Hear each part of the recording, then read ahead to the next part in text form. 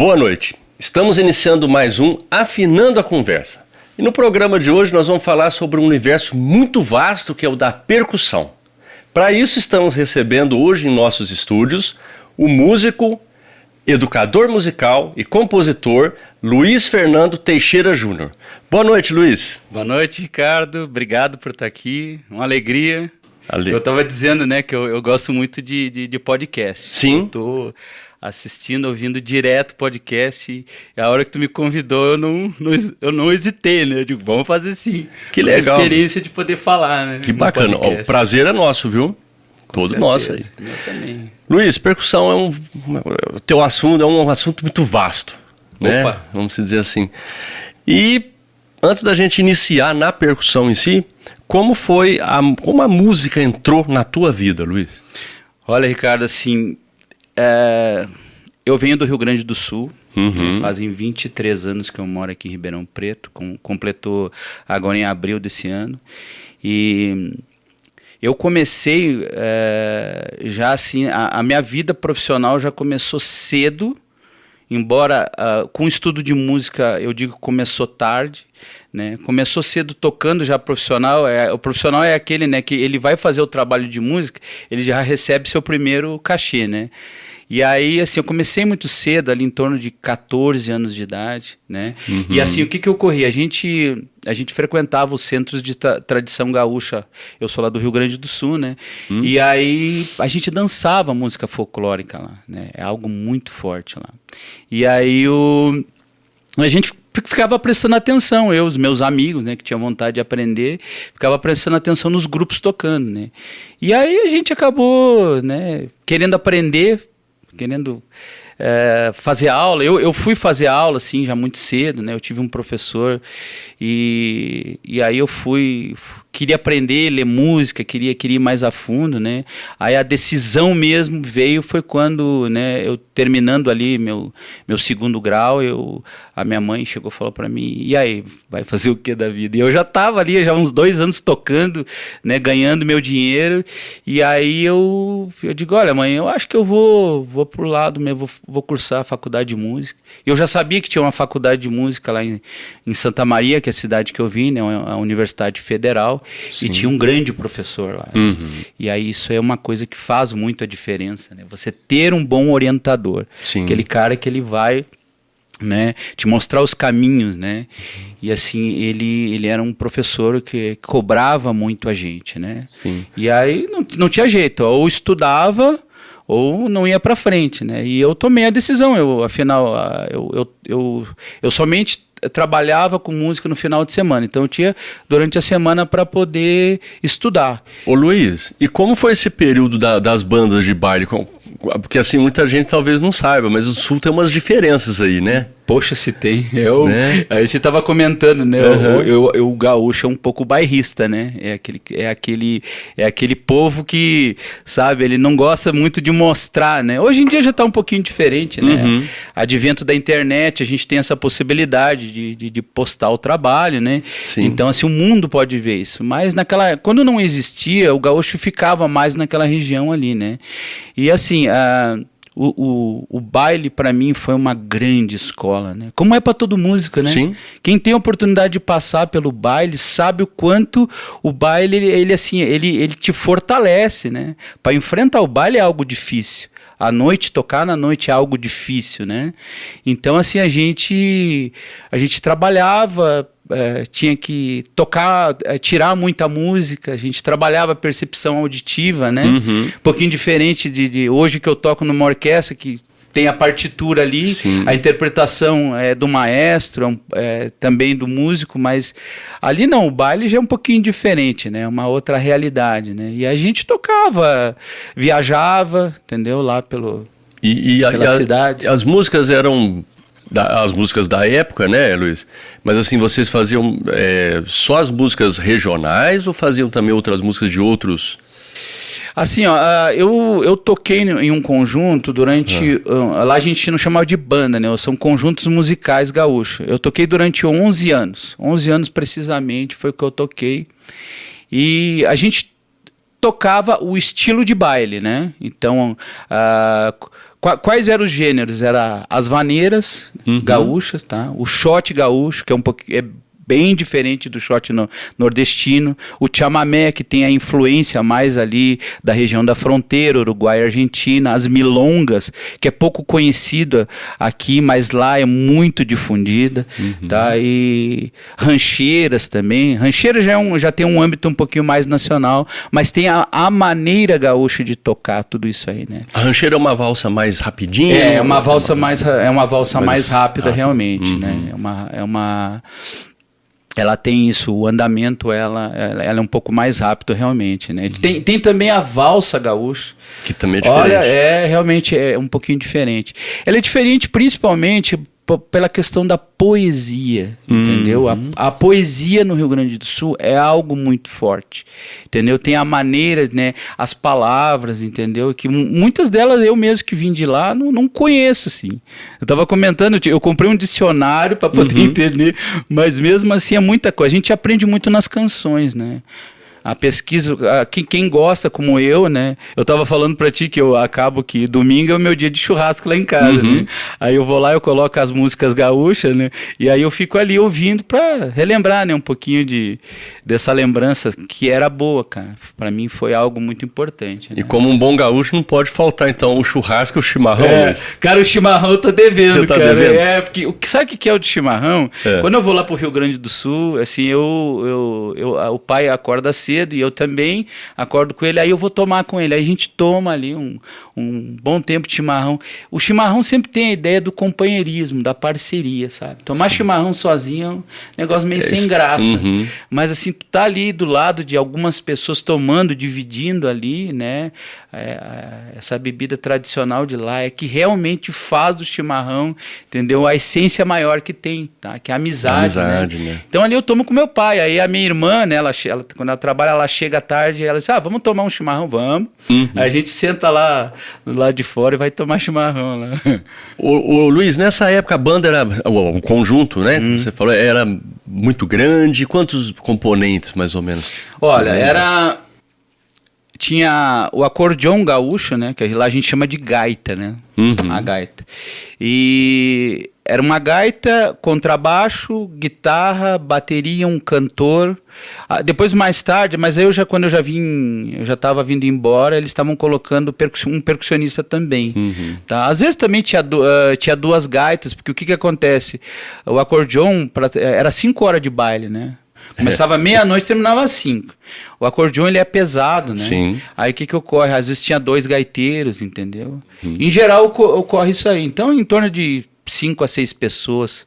E também tem a gaita ponto, que a gente chama, né? Que é aquela gaita menor, né? A gente teve, no nosso conjunto, a gente teve um gaiteiro que tocava essa gaita ponto. Essa gaita ponto, desculpa, não sei se eu estou falando equivocadamente, é aquela pequenininha que quando você abre é uma nota, e quando você fecha é outra. É outra. Difícil, hein, Luiz? Ela é complicada, né? E tu sabe que assim, até uma coisa muito interessante a respeito desse instrumento. Tem o livro do Érico Veríssimo, né, que ficou conhecido, né, o Continente, e ele até foi feita uma série, O Tempo e o Vento, né, não sei se tu lembra, passou na Globo, né? Fizeram em 2 versões, e tem uma parte do livro que fala dessa gaita aí. Fala dessa gaita, não fala dessa outra, 120 baixo, mas fala dessa gaita aí. Que é menor. Eu acredito que essa gaita, assim, né, remontando um pouquinho a história, eu acho que essa aí era mais difundida lá, entendeu? Século XIX, por aí, entendeu? Aí essa outra veio principalmente por conta dos bailes, né? Aí as associações, depois que foram feitos lá, a gente chama essas associações de CTG, né? Que é a abreviatura de Centro de Tradições Gaúchas, né? E aí eu até quando eu comecei na música, o meu primeiro baile foi justamente num centro de tradições gaúchas que eu dançava. Chamava CTG 20 de Setembro. Ele nem existe mais já. Aí a gente dançava lá, como eu estava falando, né? A gente via os músicos tocar e foi se interessando, né? E aí foi meu primeiro baile oficial que eu toquei com um conjunto, chamava Vozes do Pampa. Vozes do Pampa. Eu toquei durante 11 anos, né? Bom tempo, né? Bom aprendizado grande também, né, Luiz? Assim, era uma família, sabe? A gente acaba que tendo cumplicidade ali, sabe? Sim. E cria identidade com isso aí. Aí depois eu saí dessa banda e fui tocar numa banda que chama Banda Charmes. Ela ainda existe lá em Santa Maria. E aí a gente tocava repertório de tudo, né? Sim. Nessa banda eu fiquei apenas 1 ano, porque daí foi quando eu vim para Ribeirão fazer o concurso na Orquestra Sinfônica aqui, que eu vim embora para cá. Sim.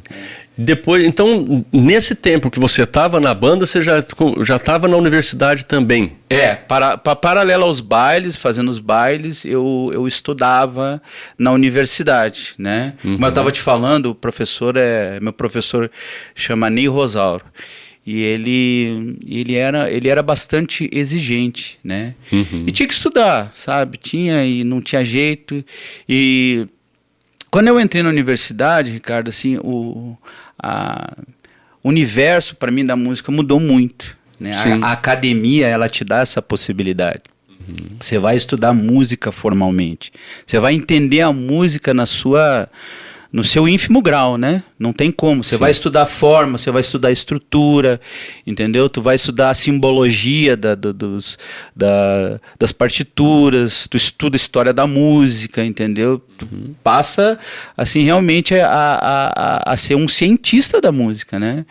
E aí a exigência do meu professor me fez assim, eu muito novo, eu tinha saído do 2º grau ali, eu tinha 16 anos para 17 anos, muito novo, entendeu? E aí eu praticamente o que eu tinha, eu podia só estudar, entendeu? Eu tocava final de semana, mas assim, eu tinha tempo livre, então eu digo, eu vou aproveitar e realmente vou estudar, porque se eu não estudar, eu não vou dar conta, entendeu? Pela cobrança que ele tinha da gente. E aí realmente foi assim, foi um tempo de muitas horas, entendeu? Aprendendo, sabe, realmente a como estudar, a maneira de estudar. E assim, fazendo aula semanalmente, entendeu? A cobrança era muita, entendeu? Sim. E a percussão, como eu estava falando, ela é uma diversidade muito grande de instrumento, né? E aí a gente tinha que estudar todos os instrumentos, né? A percussão, a gente divide ela em instrumentos de som determinado, que são os teclados da percussão, marimba, vibrafone, xilofone, tem o glockenspiel, o tímpano também, que eu sou timpanista da orquestra, ele é um tambor afinado por notas, né? Então, e também tem os instrumentos de som indeterminado, que aí são os tambores, pratos, que é toda essa parte, né, desses instrumentos. E assim, era muita coisa para fazer, cada semana era um segmento que a gente tinha que mostrar para o professor. E assim, cada instrumento tem uma técnica diferente, entendeu? Tu vai estudar, por exemplo, o repertório de caixa clara, entendeu? Que é um tipo de tambor, a maneira de tocar caixa clara é completamente diferente de tocar o tímpano. A direção do som é outro, peso, entendeu? Do toque é outro, entendeu? O tímpano, ele tem que ser muito leve, entendeu? Ele é um instrumento harmônico, ele tem muita sobra de som.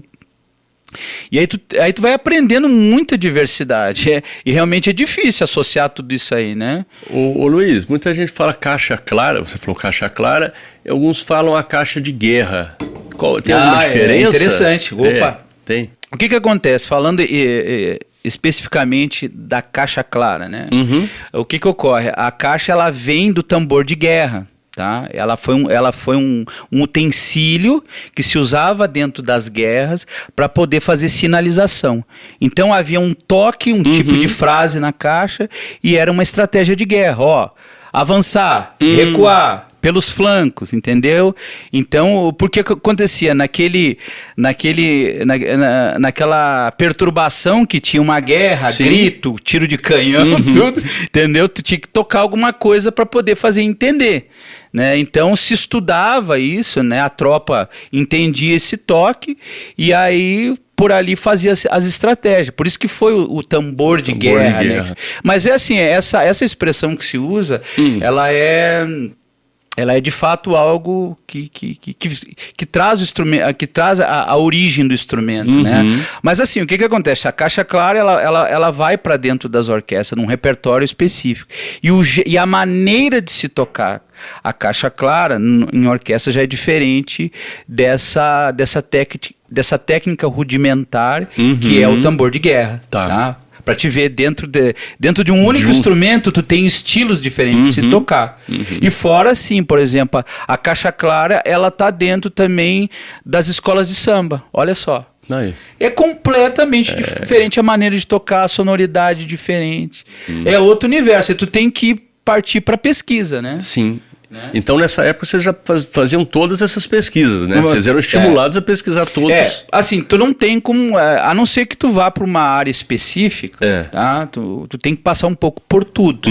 A faculdade, ela é um pouco isso, entendeu? Isso implica até nas matérias teóricas.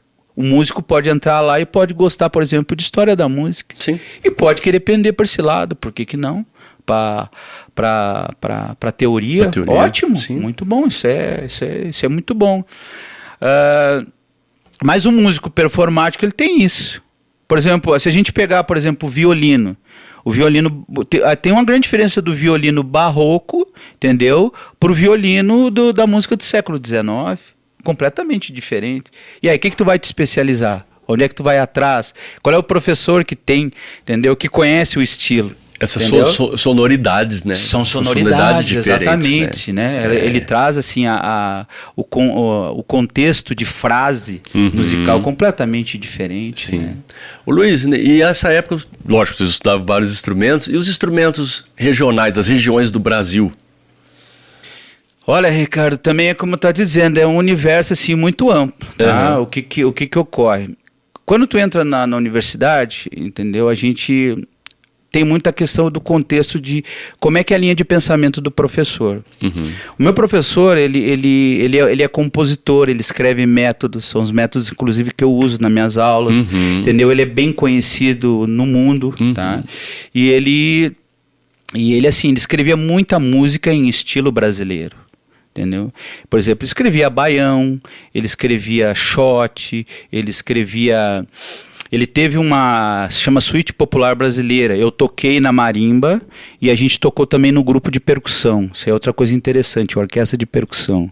Tá? Eu acho que muita gente desconhece, Luiz, talvez, principalmente até porque alguns que assistem aqui também são jovens, né? E às vezes acha assim que a percussão, ela tá mais ligada só ao ritmo, né? E o ritmo tá em tudo, né? O ritmo tá em tudo. O ritmo é exatamente isso. Me diz uma coisa, um violinista não tem que tocar ritmo também?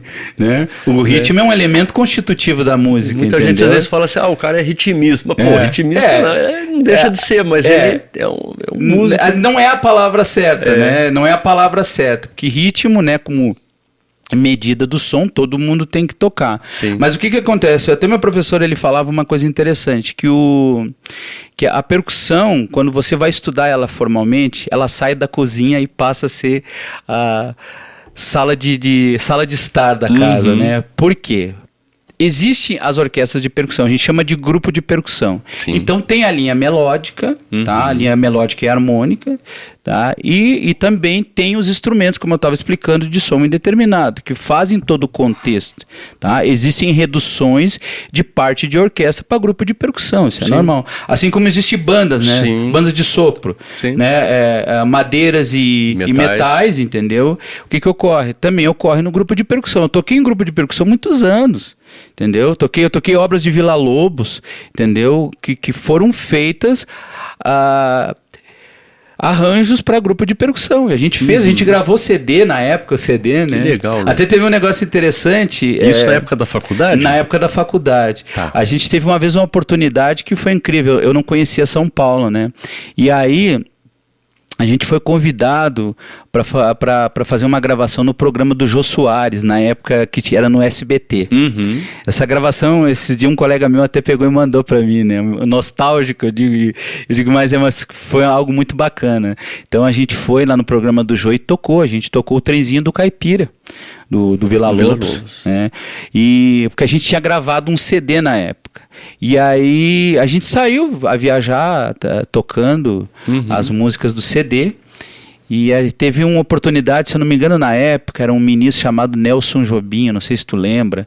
E aí ele tinha uma amizade com o Jô, uma coisa assim. Acho que era ministro da Justiça, enfim. E ele era lá de Santa Maria, né? E aí ele acabou que fez essa ponte e a gente foi lá tocar, né? Que legal, Luiz. E é incomum. É Sim. difícil tu ver um grupo de percussão assim, né? Hoje já tem mais. Hoje a percussão cresceu muito no Brasil, entendeu? Hoje a gente já tem professores qualificados, né? Nesse âmbito da academia, que acabam dando aulas em faculdades e acabam expandindo isso aí, né? Na minha época, isso foi na década de 90, eu entrei na faculdade em 92 e me formei em 97. Tinha o grupo do PIAP, né? E ele era um grande grupo de percussão. O professor John Boldler, ele era o diretor, e aí tinha a nossa faculdade, né, o nosso grupo de percussão, podia ter mais alguns outros, mas hoje em dia não, hoje em dia tem faculdade na Bahia, muito bom, com ótimos professores, tem mais faculdades se abrindo, tem aqui a faculdade da USP aqui em Ribeirão Preto também, então, que tem um grupo de percussão. Então assim, é a grande chance, a grande oportunidade do percussionista querer estudar a fundo, entendeu? Sim. Música formalmente, realmente, entender esse universo da percussão, que é muito ampla, né? Sim. E sem contar, assim, Ricardo, que o repertório para a música de percussão cresce, assim, exponencialmente, né? Exponencialmente. No Brasil, né? Nos Estados Unidos já é uma outra. Eu tive uma oportunidade de ir para lá e fiquei um tempo lá. E eu tive 2 vezes lá. A primeira vez que eu fui foi em 97. Eu fui para uma convenção chamado PASE, que é Percussion Art Society, e aí eu tive, assim, americano, assim, a coisa, é muito grande as coisas que eles fazem, né? E aí eu fui lá e tive a oportunidade de ver grandes artistas, né, da área da percussão, e também vi grupo de percussão, vi só na área da percussão, né? E assim, vi peças, solos, solistas tocando, é algo... Nos Estados Unidos isso já é algo muito, muito mais antigo, né? As coisas... O universo da percussão forte hoje no mundo é lá. Nos Estados Unidos. É o maior que tem, né? Não que assim na Europa também é grande, mas lá realmente há um investimento muito grande. Tu imagina assim, ó, é como se tivesse uma universidade em cada cidade, né? Tipo, tem em Ribeirão, tivesse um em Jardinópolis, aqui em Batatais, entendeu? E cada um com um professor. Aí tu imagina a quantidade de faculdade e oportunidade que tem para poder estudar, né? Aqui já não é assim, né? Um filme que demonstra muito isso, acho que você deve ter assistido já, é o Ritmo Total. Eu lembro das bandas, né? Das bandas. Eu vi. E ó, o universo das marching band americana também, eu vi lá, é algo... Fantástico, né? É fantástico, né? Eu descobri já gravações da década de 70, eles já faziam coisas assim absurdas. Hoje, assim, chegou um nível, assim... Só que assim, ó, o que ocorre? Muitos até não gostam dessa questão eu li isso aí, né? Fiz um pouquinho de pesquisa sobre isso, da ideia de fazer competição, né? O que acontece? Há um mercado americano muito competitivo lá. Sim. Né? Eu acredito que isso é bom. Por quê? Por exemplo, competição para instrumento. A ideia deles sempre é construir um instrumento melhor. Então isso vai te proporcionar o quê? Entendeu? Instrumentos... Menor sonoridade. Com melhor sonoridade, entendeu? Então, porque... Performance, né? Exatamente. Aí tu tem essa competição entre as indústrias, entre as firmas, entendeu? Uma quer ser melhor que a outra. Isso aí vai proporcionar pra gente. Sim. Barateia preço. Sim. Entendeu? O mercado é assim, entendeu? Mas também tem a questão da competição de tu se tornar um músico performance cada vez melhor. Muita gente não gosta disso, mas quando eu vim para Ribeirão Preto fazer o teste na orquestra, era uma vaga só e veio bastante gente disputar. E aí? Deus quis que fosse eu, entendeu? E aí, como é que faz? Não tem como. Faz parte fazer concurso, né? Sim. É uma coisa que é comum. Entendeu? E aí o que acontece? Essa competição acaba que, né, parece injusto num primeiro momento. tudo bem, parece, mas não tem outra forma, né? Tem como, né, Luiz? Não tem como. Uma orquestra precisa, né? Precisa. Para ela chegar a um patamar, ela precisa, né? E então, fazendo a trajetória, Luiz, saiu das bandas, né? Tava na banda ainda, foi para a universidade, fez esse estudo. Fez esse estudo. E aí veio para Ribeirão. Como é que foi isso? Na época, eu estava dando aula na Universidade da qual me formei como professor substituto, né? E aí eu ia ficar no máximo 2 anos lá. Aí eu tinha que sair.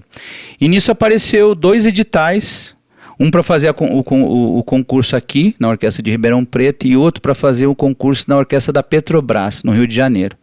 Aqui era primeiro, né? A primeira. Aí vim aqui, prestei o concurso e acabou dando certo, né? Aí na época o maestro Cláudio Cruz, ele veio conversar comigo, né? E eu ia fazer o concurso na Petrobras também, né? Sim. Aí ele conversou comigo e ele disse, olha, eu tô vindo... ele na época ele era espala na USESP. Aí ele chegou e falou, olha, eu tô vindo embora pra cá com a minha família e, sabe, eu acho que aquela coisa de morar em São Paulo não deve ser algo tão fácil, então ele queria, isso foi o que ele me disse, né, disse assim, por que tu não vem pra cá, né, e aí foi me convencendo, eu digo, tá bom, então tá.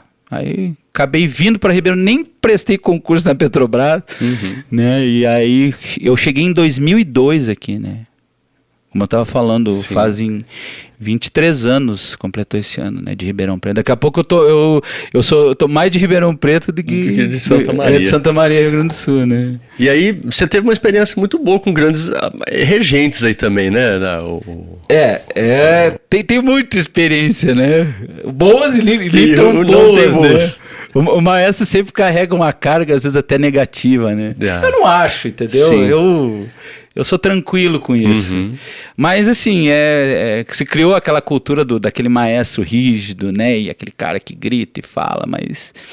Enfim, eu não vi tantos assim aqui, entendeu? Eu acho que isso aí tá mudando um pouco, né? Tá mudando. Eu acho que dá pra fazer um trabalho, ter cumplicidade entre o maestro, né, que é o diretor artístico. Ele realmente ele tem um papel ali de interpretação musical que a gente tem que se submeter, né? A orquestra é o maior organismo musical que existe, né? Não tem uma orquestra, pode ter mais de 100 músicos, né? Tem obras que exigem isso, né? Mais de 100 músicos, hein, Luiz? Não é fácil. Poxa, e aí como é que faz uma pessoa, né? Cada um quer de um jeito. Não dá para ser, tem que às vezes centralizar um pouquinho, né? E assim, os maestros, assim, a gente traz aquela coisa de aprender muito, né? Quando eu cheguei em Ribeirão Preto, o maestro Cláudio Cruz ficou 8 anos aqui. E assim, ele é um grande maestro, ele tem uma interpretação incrível da música, né? Eu aprendi muito com ele, né? Como músico, ele é violinista, né? Ele é violinista. Tá. Ele é violinista e aquela história, né? Por exemplo, a faculdade ela te dá ferramentas, mas o que vai te ensinar mesmo a tocar numa orquestra é fazer repertório de orquestra, né? Isso aí, falando do Cláudio Cruz, na época, como ele ficou mais tempo aqui, ele tinha muito para dar pra gente, né? Muita gente... Ele era até uma das coisas, né? O ritmo é muito forte pro percussionista, ele era um maestro muito bom de ritmo, assim. Sabe, ele tinha essa maneira de conduzir a orquestra, sabe, e levar tudo de uma maneira assim, naquele andamento correto, sabe, uma interpretação muito interessante, sabe. Sim. Ele gostava tudo na mão dele, porque tem essa coisa, né, Ricardo? Tem maestro que larga um pouquinho mais para a orquestra tocar. Ele já gostava mais, mas assim, era bem seguro, sabe, era bem seguro. Né? Era bem seguro isso aí. Eu não sei se é uma percepção, Luiz, mas parece os maestros no Brasil, parece que eles são mais ligados na questão rítmica mesmo. Não. Estou falando...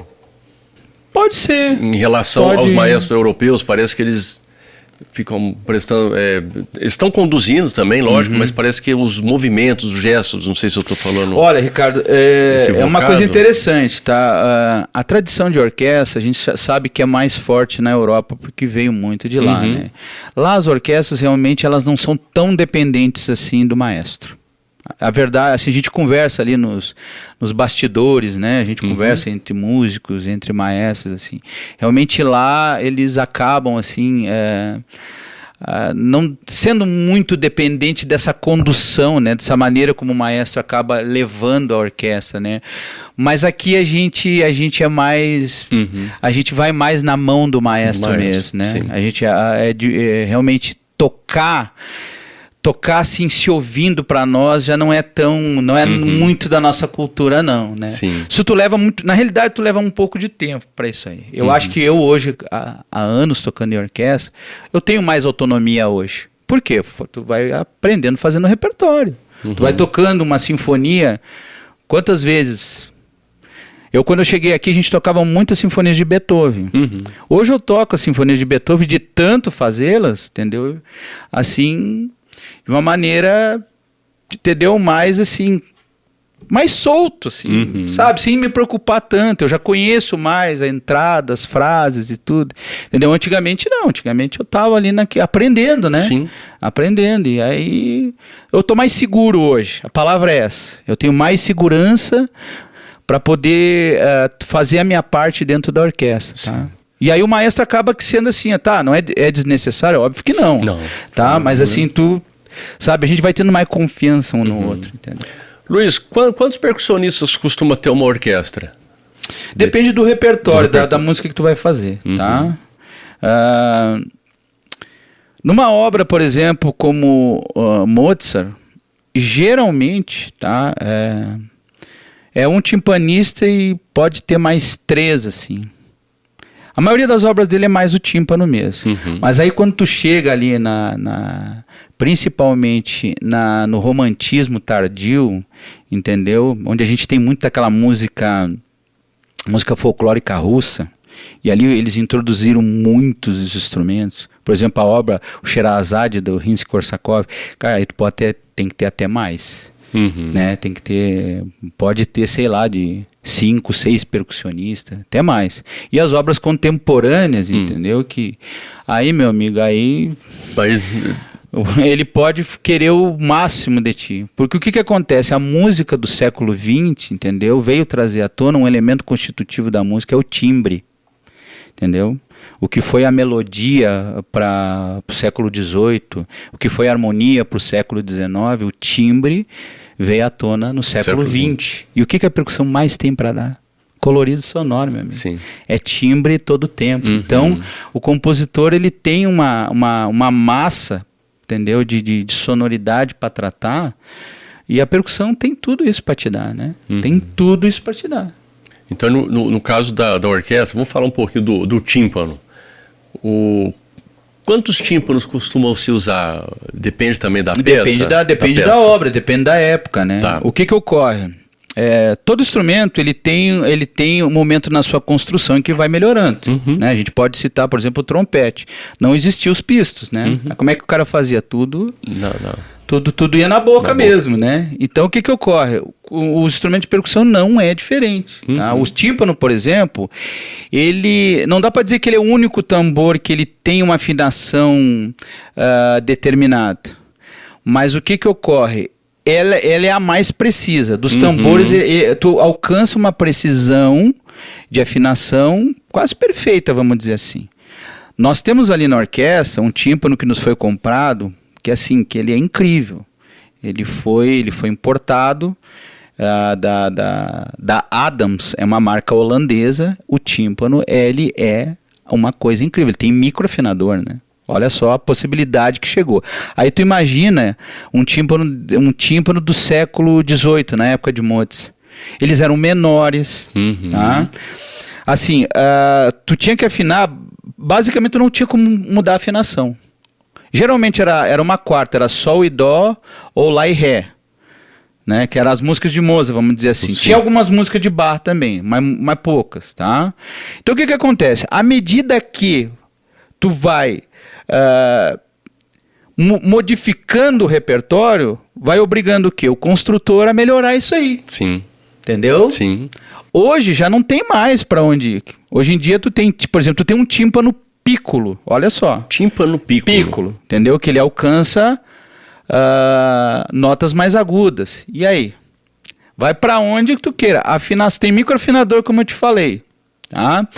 a precisão, nós temos afinadores digitais hoje. Praticamente, assim, tá tudo bem mais fácil, entendeu? Aí o que acontece? O compositor do século XIX, ele já mudava as notas numa mesma música, entendeu? Aí o que acontece? Tem os pedais que mudam a afinação. Entendeu? Tu vai mudando no pé ali mesmo, tá? Então, por exemplo, com um tímpano, Luiz, você consegue 2 notas ou mais? Opa, eu consigo até. Nesses tímpanos novos que nós temos na orquestra, 1/8. 1/8? Chega a ser 1/8.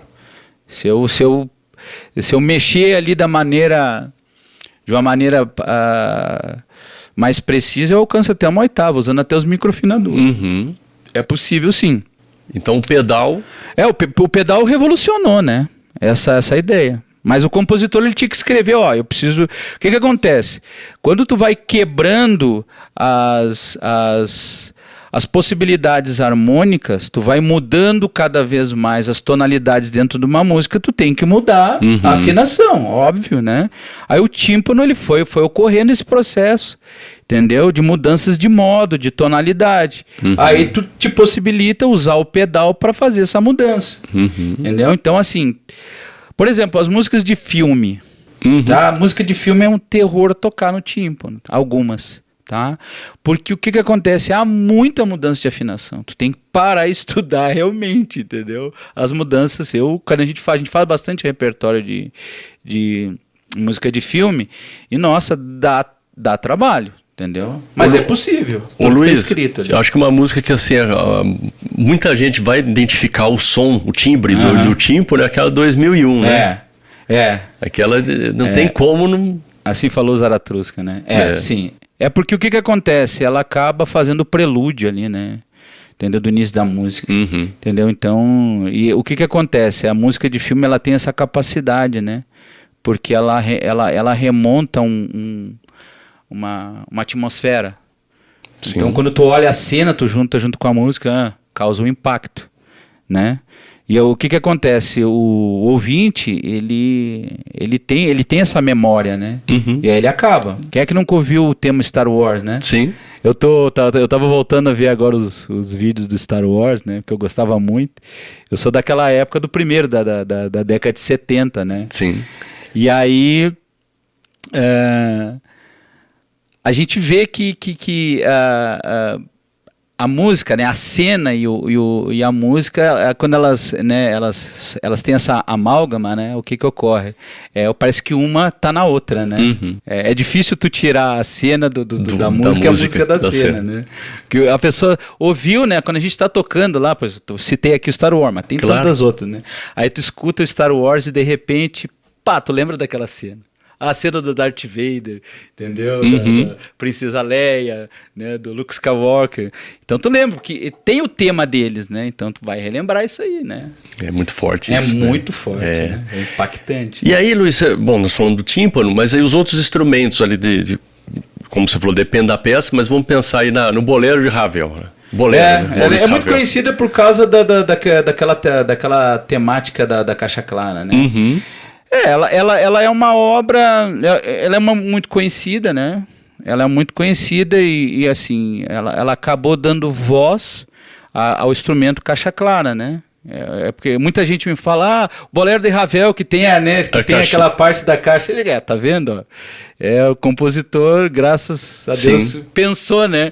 Pensou e assim, trouxe à tona essa sonoridade do instrumento. Ô Luiz, a caixa faz, no caso, 2 compassos praticamente, a música toda. Exatamente, a música toda. Sabe o que é difícil, cara? Às vezes é errar aquilo ali, cara, tu acredita? Acredito. Porque assim, tem uma hora que se tu não tá... Quanto tempo é de música aquilo ali? Acho que...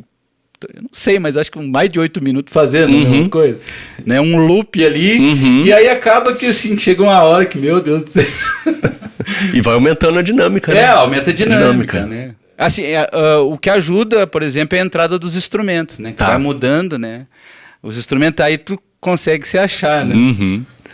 E outros instrumentos aí, como você falou, por exemplo, triângulo, esses instrumentos menores também, fica para um ritmista só, ou o próprio ritmista, o próprio percussionista, desculpa, ele faz vários outros instrumentos numa mesma peça?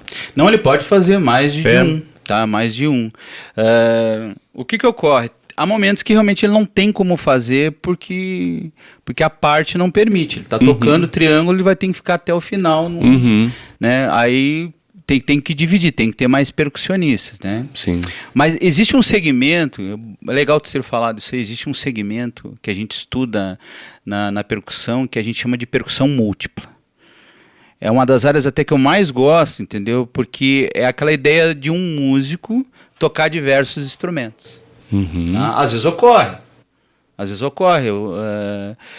É necessário, entendeu? Por conta de falta de instrumento, ou até uma realidade, né? Que pode ocorrer. Que, assim, tu não tem como, entendeu? E aí acaba que um instrumentista faz. E a gente estuda, tem peças para percussão múltipla. Tem peças para percussão múltipla que a gente acaba tocando diversos instrumentos num só, né? A gente tocou uma vez a história do Soldado do Stravinsky, né? É um caso, né? E o que acontece? Eu não sei a história direito, mas houve um tempo que acho que a peça foi construída no tempo da guerra, e aí o Stravinsky não tinha muita possibilidade, entendeu? Acabou fazendo uma orquestra mais menor, né? E aí ocorreu a história do soldado nisso aí. E eu mesmo, a parte da história do soldado, eu toco mais de um instrumento, né? Então, a gente estuda isso. Na faculdade, ele é um dos segmentos que a gente estuda.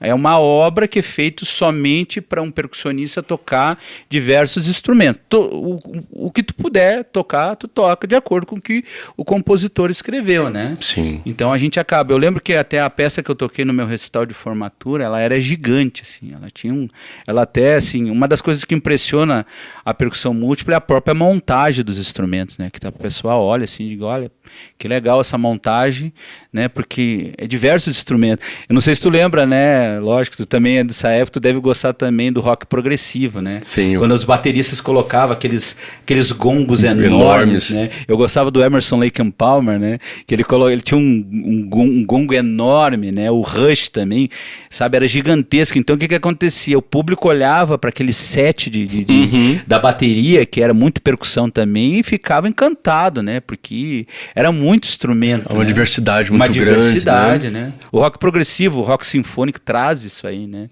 Trouxe essa possibilidade, né, de trabalhar sonoridades falando exóticas. Um pouco do rock sinfônico, Luiz, quem começou mesmo essa vibe aí de colocar os instrumentos, né, de orquestra com canções de rock? Isso foi um caminho, né, que a gente está vendo muito isso aí, né? O rock sinfônico vem para as orquestras, a gente fez alguma coisa assim, sabe?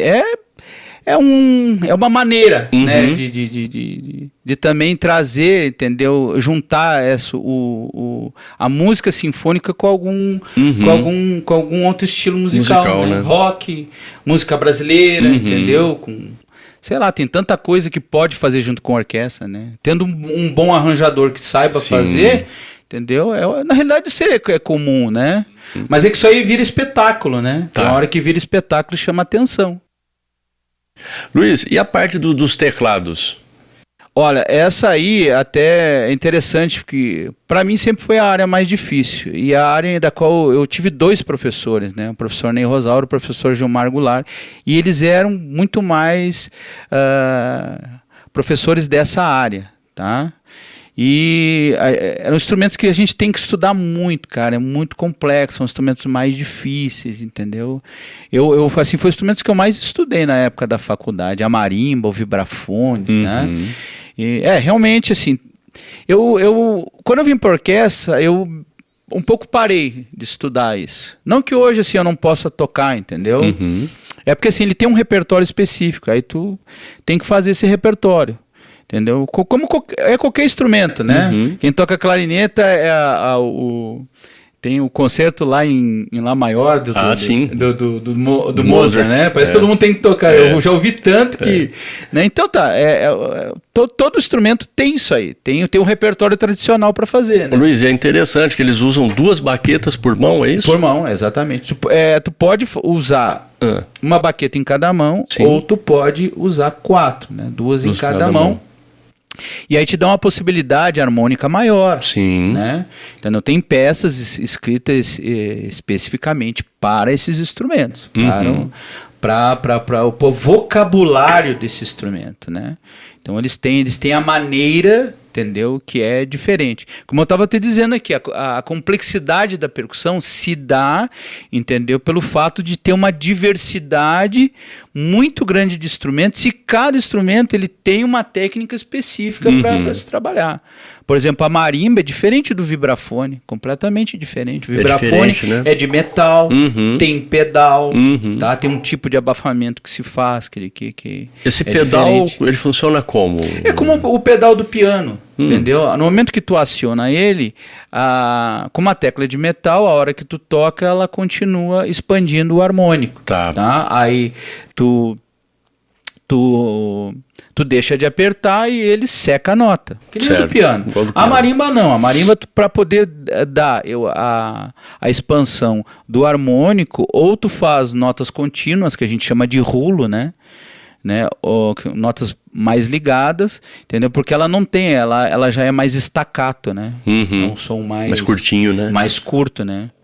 Mas assim, é como eu estava te dizendo, tu tem que, para conhecer o métier do instrumento, é o vocabulário próprio dele, tem um repertório para isso. Sim. Né? E aí, o que você falou, é um universo gigantesco. Né? Tu tem que continuar investindo nisso aí, né?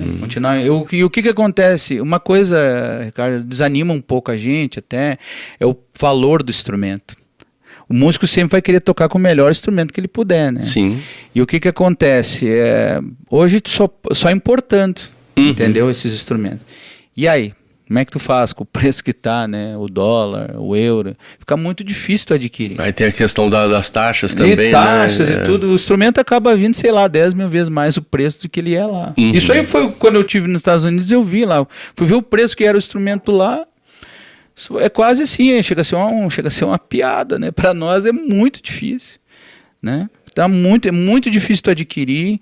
Tem alguns instrumentos aqui brasileiros, eles melhoraram a fabricação, tá? Tem uma fábrica que se chama Alves, os instrumentos que a gente comprou ali para a Academia Livre de Música e Artes, que é o Alma, né? Da qual eu sou professor, e eles compraram alguns instrumentos dele, tá bem melhor a qualidade, bem melhor. E assim, na realidade, o fabricante brasileiro, coitado, ele pena, né? Sim. Ele pena, porque assim, a concorrência para ele é desleal. Imposto é muito caro para ele, para adquirir matéria-prima para ele. Então, assim, para ele acabar entregando o produto para venda, cara, para ele sair. E com qualidade, né? Não é fácil. Não é fácil para ele. Dá para se entender, né? Luiz, na minha opinião, isso é uma opinião minha, tá?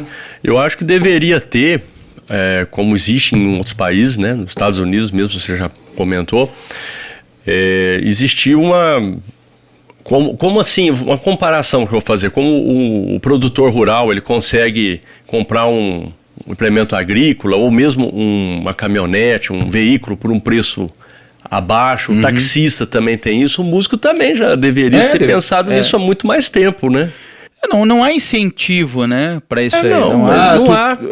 Assim, é árduo para te comprar um instrumento bom. Sim. É uma coisa muito difícil. Tu tem que. É mais difícil, é mais penoso. Tu tem que esperar mais tempo, tu tem que juntar um dinheiro, entendeu? Para poder fazer, senão tu acaba que não.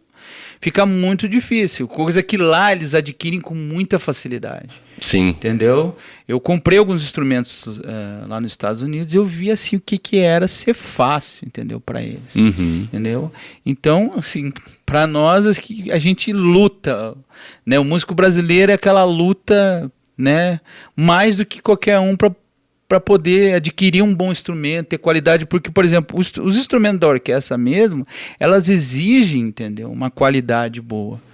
Não dá para te tocar com um instrumento mais ou menos, entendeu? Uma vez eu morei a gente dividiu casa com um fagotista, né? A gente conversando, o que é o preço de um fagote? O que é isso, gente? Para manter o instrumento também é muito caro, é paleta que eles têm que fazer, é uma coisa... Muita gente não sabe, mas os instrumentos de paleta dupla, além de ser caros, eles têm essa peculiaridade. Não é igual o saxofone, o clarinete, que já vem a paleta praticamente pronta, você ajusta alguma coisinha se precisar. Ele passava o dia inteiro fazendo, lá, raspando lá para fazer, pra fazer as paletas.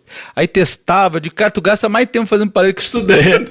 É o oboé, o corno inglês, o fagote, exatamente. Né? São instrumentos de paleta dupla e são caros. São caros, eles começam assim, eu digo assim, até para conseguir aluno é difícil, porque o aluno vai querer comprar um fagote, né? Um fagote simples, olha o preço que é, entendeu? É diferente comprar um violão, né? Diferente. Tu vai ali e compra um violão com R$300, né? Sim. Dá para comprar um violão. Pelo menos tem um início, né? Pelo menos tem um início. Para eles o início já é difícil. Já é difícil. Né? Luiz, aproveitando aí que já estão falando dos alunos, e como é que foi aí também, não digo essa migração, mas você já tinha experiência de ter dado aula na universidade, é isso também? E como é que foi agora estar em vários projetos aí, que eu sei que você está em vários aí. Assim, atualmente eu gasto mais meu tempo dando aula do que tocando mesmo, né? Mas é bom. Eu acho que é uma maneira incrível, assim, de fazer a diferença na vida dos outros, né? Sim, com certeza. Ser professor, ser educador, um mestre, ele é realmente diferenciado, tá? E o que acontece? Tu acaba tendo cumplicidade com os alunos. Sim. Entendeu? Acaba se tornando uma paixão para ti, entendeu? Existem alunos que nos causa uma emoção muito grande. Passa muita gente por mim.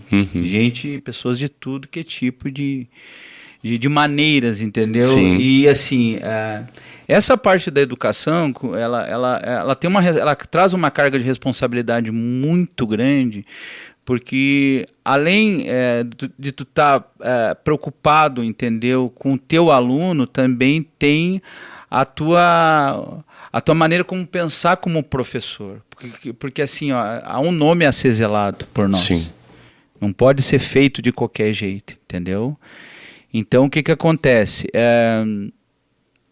A gente tem que fazer do nosso aluno, entendeu, o melhor possível, para ele o melhor possível. Sim. Né?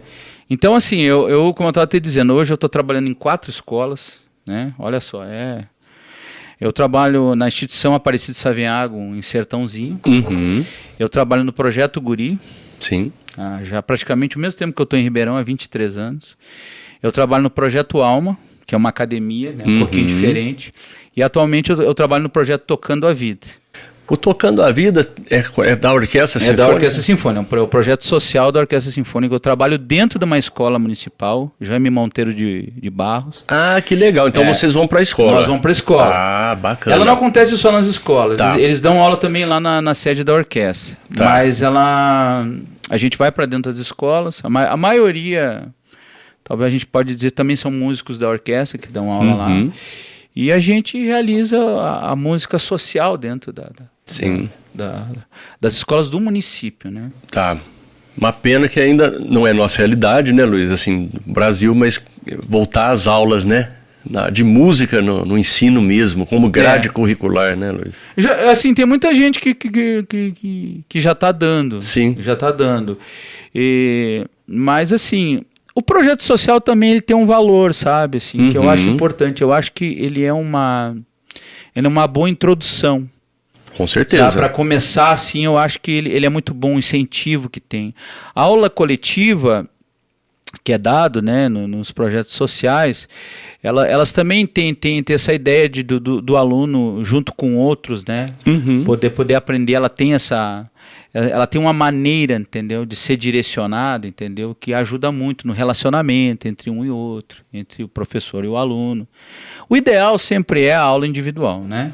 A gente sabe que para o aluno... O rendimento, o rendimento é muito melhor, entendeu? É muito mais rápido, entendeu? Sim. Por exemplo, a aula que eu dou no Projeto Alma, entendeu? Eu dou aulas individuais. Por ser um projeto de academia, entendeu? Então lá são individuais. Lá individual, entendeu? Lá individual. É uma academia, sim, né? A ideia, assim, é formar o aluno no sentido de que ele possa prosseguir a profissão.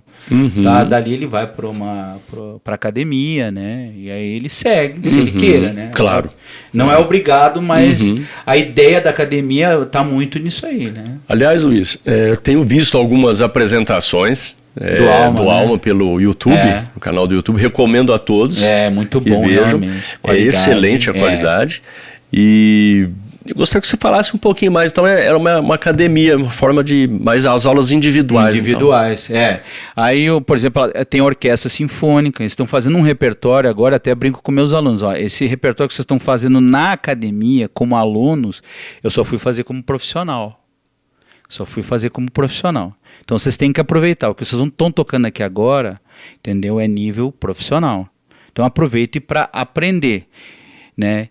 E assim tem a banda sinfônica também, que para percussão é melhor, entendeu? A banda sinfônica, porque tem muita coisa para tocar, entendeu? Tá. E aí, assim, a academia com as aulas individuais, entendeu? A gente pode trabalhar uma metodologia, entendeu? Mais voltada, né? a uma música mais formal, música mais performática para os alunos, né? Então, assim, o aluno acaba realmente saindo mais preparado, né? Sim. Mais preparado. Mas é fantástico todos esses projetos aí. Não, com dúvida. Certeza. Todos têm um valor incrível, né? Sim. Tem um projeto, Ricardo, que assim, para mim é de coração, porque foi o primeiro que eu comecei a trabalhar, que foi o Projeto Guri. Né? Quando eu cheguei em Ribeirão, comecei a trabalhar ali no orquestra mais ou menos abril de 2002. Em agosto de 2002, foi inaugurado o projeto lá em Orlândia. Né? E aí eu comecei a trabalhar, eu trabalhei 22 anos na cidade de Orlândia, né? Como professor do Projeto Guri. Sim. E foi ali que eu comecei a fazer minhas primeiras composições. O compositor é aquela história, ele fala laboratório. E quer ver fazer um bom laboratório com um aluno de projeto social. Eu aprendi, porque rapaz, não é fácil, mas tu aprende muito, cara. Entendeu? Eu conhecia a matéria-prima da composição. Eu sabia o formato de fazer. Então aí nasce o compositor. Foi isso aí. Que legal, Luiz. Foi isso aí. Eu lembro que a primeira composição, eu ainda faço isso aí. Eu pego as cantigas de roda, né? Porque a gente tem que trazer isso. Elas são muito, didaticamente, elas são boas para trabalhar. O caráter melódico dos alunos. É muito bom trabalhar as cantigas de roda. Elas são mais fáceis, entendeu? Para eles entenderem. E aí a primeira composição que eu fiz foi da cantiga de roda Ciranda Cirandinha. Tá. E eu fiz em tema e variação. A temática, depois um desenvolvimento e a reexposição do tema. E o que me surpreendeu é que eu consegui fazer, entendeu? Os alunos tocavam assim, principalmente no desenvolvimento, que é ali que tu demonstra mais, né, a virtuosidade do compositor. Eles tocavam em compasso 7/8, tocavam em compasso 5/8. Sabe? Eu pegava o tema e desmanchava ele, né? Transformava ele. E eles tocavam. Eu digo, mas meu Deus, isso aí dá certo. Isso dá certo. Ô, Luiz, mas eles liam já? Não, eles não liam. Mas já faziam isso de memória. Faziam. É bom que você está trabalhando memória musical, né? Mas completamente. Eles faziam isso, aquilo entrava na mente deles assim. Porque é a coisa do laboratório. Tá. Sabe quando assim tu vai misturar uma química com a outra e de repente uma que era para dar errado deu certo. E tu olha assim, nossa, descobri a pedra filosofal. E aí eu lembro que foi essa composição, nunca mais esqueci. Eu digo, olha, eu acho que eu sou capaz de criar. E dali vieram outros. Aí eu fui experimentando instrumentos, entendeu? E aí depois eu comecei a criar minhas próprias melodias. As minhas mesmo, entendeu? Começando da variação do Ciranda Cirandinha. Foi acontecendo isso aí. Teve algumas composições que uma vez eu fiz, que eu peguei um método do professor Charles Wilcox, um método americano, que é para tambor de rudimento, tambor de guerra que tu chama, né? Chamou de tambor de guerra. E aí eu incluí outros instrumentos. E eu chamei a Carol, que é a percussionista que toca comigo ali na orquestra. E ela é uma grande percussionista, muito virtuosa, e a gente começou a tocar junto. Quando a gente começou a tocar, sabe, deu a química. Eu digo, deu certo, que eu queria. Porque aquela coisa, tem coisa que tu põe na tua cabeça, mas na hora de sair, tu não sabe se vai dar certo. Mas no caso dela, deu tão certo. E eu digo, nossa, é possível, sabe? Aquela coisa que tinha para dar errado e deu certo. Sim. Sabe, mas eu acho, e principalmente, uma das coisas, Ricardo, que a gente tem que entender, o compositor, ele também não deixa de depender muito daquele que vai tocar a obra dele. É um intérprete, né? Completamente. Às vezes eu posso tocar a minha própria obra, mas outra pessoa pode tocar e pode fazer até melhor que eu. É possível, E isso ocorre, é comum. Tá? E aí o que acontece? No caso, quando eu fiz um duo com a Carol, entendeu? A coisa deu certo. Eu digo, mais uma coisa que eu posso... foi um incentivo para cada vez continuar mais. Aí eu fui fazendo uma atrás da outra, fui melhorando. E aí surgiu o método. O método veio depois. Tá. O que acontece? Eu posso dizer, hoje já não é mais tanto, porque a gente não tem muito mais tempo, mas eu sempre fui muito estudioso com música. Eu sempre tentei ser caprichoso, sabe? Era uma coisa que eu tinha. O meu professor, ele foi uma influência muito grande para mim. E ele era assim, a gente tende, entendeu? A ser muito da cópia do professor, né? É muito assim, muito detalhista para fazer as coisas. E eu fui indo muito nisso aí, sabe? Muito a preocupação do detalhe com as coisas. E aí eu tinha muito manuscrito que eu fazia. O método é aquela ideia de você primeira coisa você vai fazer para ti, para ver se dá certo. Aí depois tu escreve para os outros, entendeu? E aí eu tinha muito manuscrito. Aí eu peguei uns cadernos que eu tinha, escrito a lápis ainda, né? Eu digo, olha, sabe de uma coisa? Eu vou escrever meu primeiro método. Aí comecei, mas eu vou te dizer uma coisa, escrever método não é fácil, eu prefiro fazer composição. Porque método é uma coisa assim, ó, ele precisa de muita labuta. E tem coisa que tu vai escrevendo, entendeu? Vai surgindo outras. E tu quer tornar aquilo mais completo. Tanto que hoje eu teria mais coisa para fazer, entendeu? Eu digo, não, sabe? Vai ficar por aqui mesmo. Aí, porque a ideia do método também é ajudar os outros, né? É ajudar eu nunca tive assim a ideia de sair vendendo o método, entendeu? Eu não preciso disso, mas a ideia é de ajudar os alunos, entendeu? Sim. A ideia é sempre essa cumplicidade com os alunos, com as pessoas e poder ajudar, né? Você falou uma coisa interessante, Luiz, sobre a composição, e eu já ouvi, eu não lembro qual foi o ano, mas eu ouvi de acho que foi não lembro se foi época de pandemia, alguma coisa assim nesse sentido, mas foi nessas palestras online, em que um músico, ele até, não vou citar o nome, mas assim, acho que da USESP, se não me engano, ele fez uma colocação interessante, uma pontuação interessante. Ele falou, olha, o tempo que eu tenho de orquestra, eu não sei improvisar. Porque a gente aprende muito a ser um bom intérprete.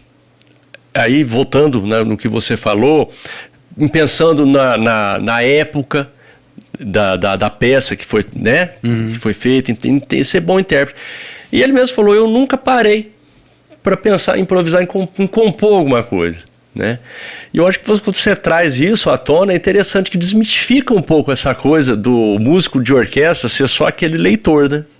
Com certeza. Interpretar da melhor maneira possível, sim, mas ser só um leitor de música, né? Primeiramente, tu sempre vai ser um intérprete, né? Músico de orquestra, ele é um intérprete da música de orquestra, né? Mas ele pode sim. E assim, a improvisação, na realidade, é uma atividade que se faz, entendeu? Que não precisa exatamente, entendeu? Tu ser alguém que por exemplo, um músico de orquestra saber improvisar, não precisa exatamente, entendeu? Tu tem que improvisar, tu tem que praticar a improvisação. Não tem, se tu não pratica, tu não vai saber, sabe?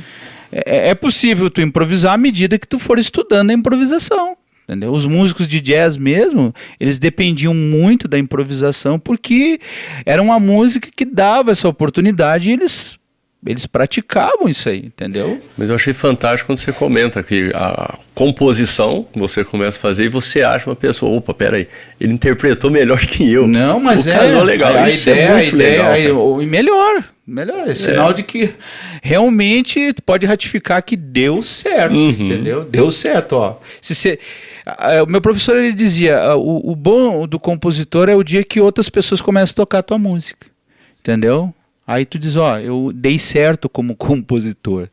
Entendeu? Outras pessoas, nem que seja teus alunos, entendeu? Uma atividade, porque como o fato de eu dar muita aula, isso me deu a oportunidade de fazer laboratório. Sim. Entendeu? Aí tu vai ver, ó, dá certo, dá. Tem coisa que não dá certo, não dá. Tem um dia que tu acorda, a criatividade parece que tá assim, ele aflora, mas tem hora que não sai nada. Tu sai, tu não tem o que fazer, tu acaba fazendo experimento e não dá certo. Ah, não é isso, entendeu? Não é isso. Tu imagina uma melodia, tu canta uma melodia, vai solfejando, e aí vai ver que aquilo não deu muito certo, entendeu? É possível. Tem muita história de compositores gênios que as pessoas falam. Sim. Que eu acredito que o cara, sim, teve o dia mal, né? Com certeza, né, Luiz? Não tem como todo dia estar... Não tem com certeza fazer isso aí, né? Mas excelente. Luiz, vamos partir agora para o segundo método.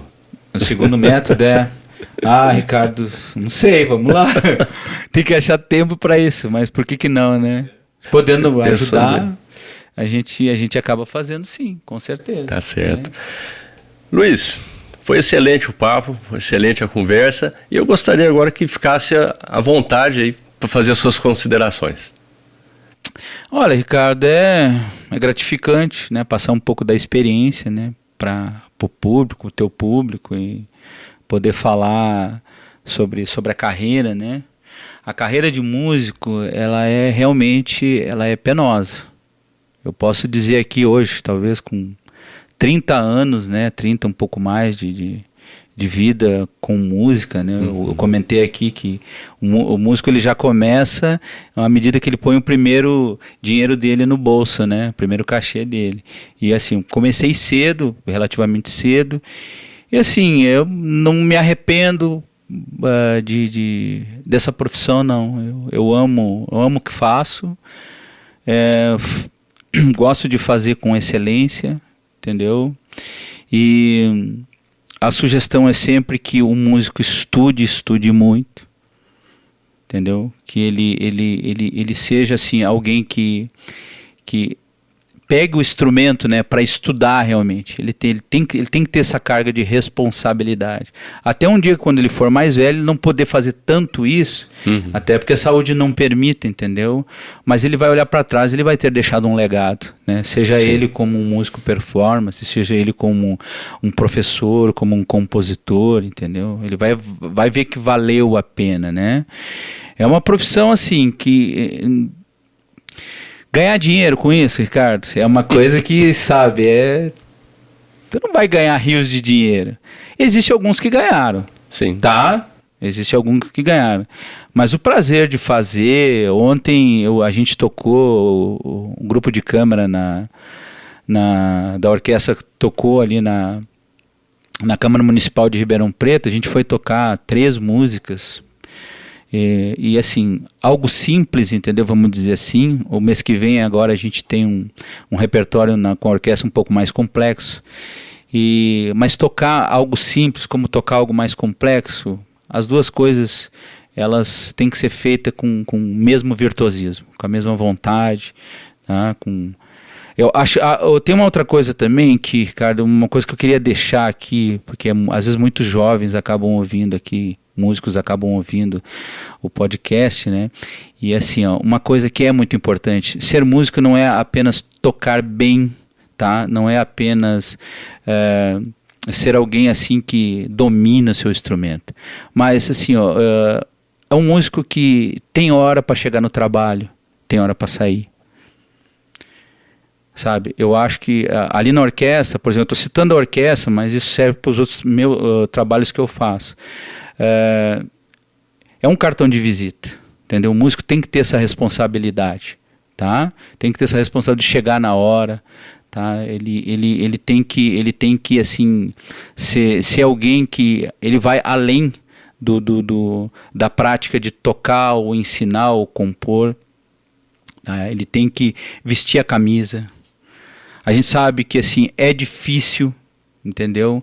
Mas fazer com excelência começa em tudo isso. O meu pai, assim, ele era militar. O meu pai era de pouco falar, sabe? Mas ele ensinou muito pelas atitudes que ele tinha. O militar, entendeu? Ele tem essa coisa sabe, de responsabilidade, né? De hierarquia.